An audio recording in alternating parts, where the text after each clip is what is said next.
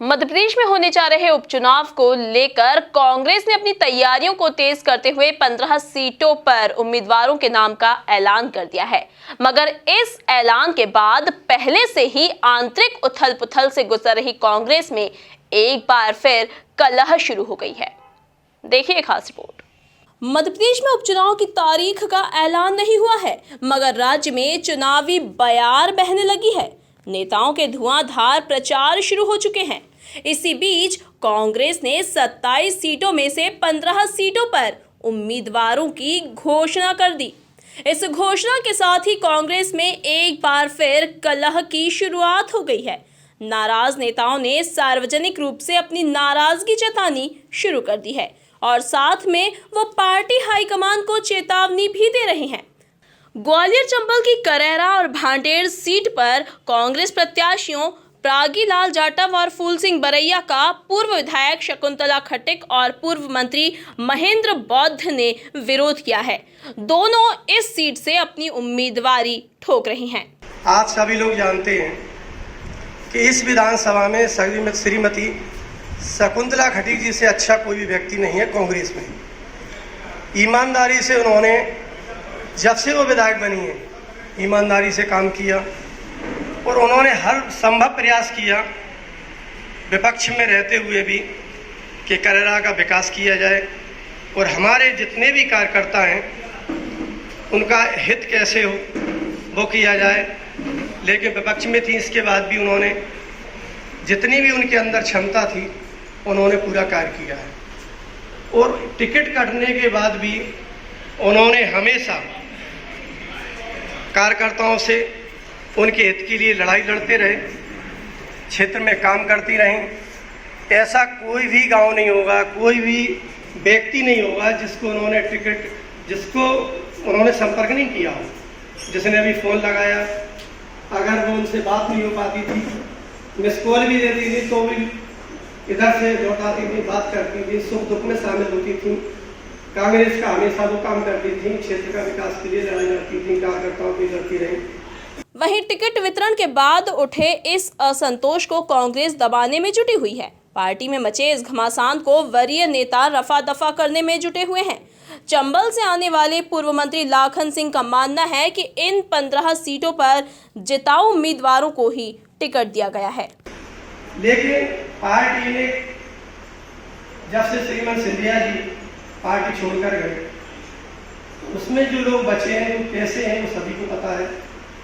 उन्होंने अपने निजी स्वार्थ के लिए ऐसे व्यक्ति को सदस्यता दिलाई जो कभी ना जिसने कांग्रेस में काम किया ना भाजपा में काम किया, बीएसपी का व्यक्ति था, बीएसपी के उसके वोटर है।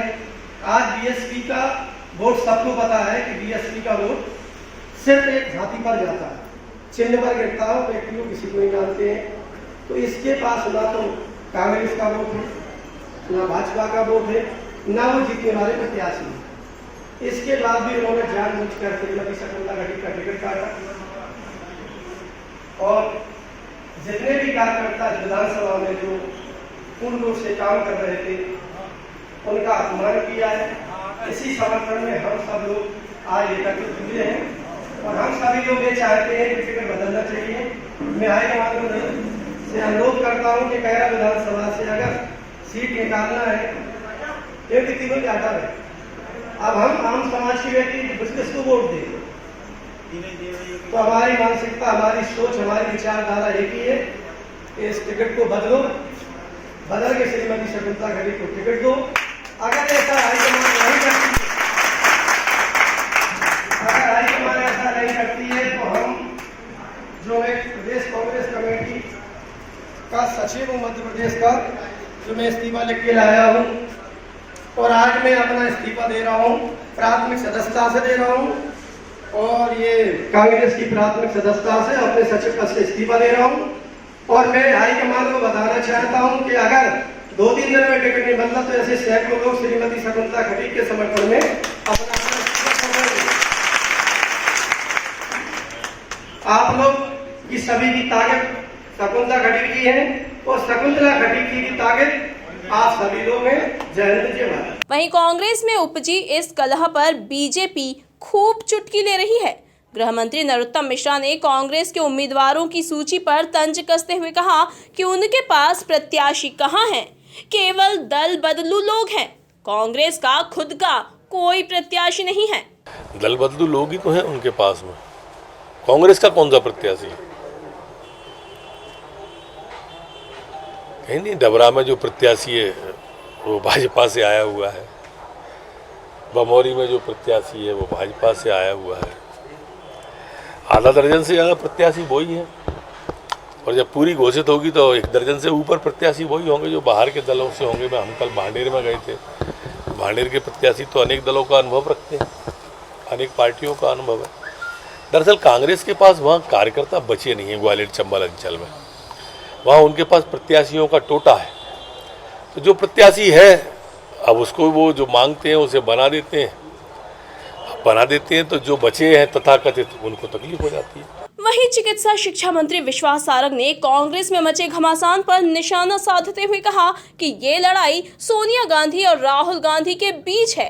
कांग्रेस अब गुट और गिरोह में बंट गई है। देखिए, सबसे बड़ी दिक्कत यह है कि कांग्रेस में अब द्वंद्व राहुल गांधी और सोनिया गांधी में हो गया है। कांग्रेस में अब द्वंद्व राज्य की पीसीसी और देश की एआईसीसी में हो गया है।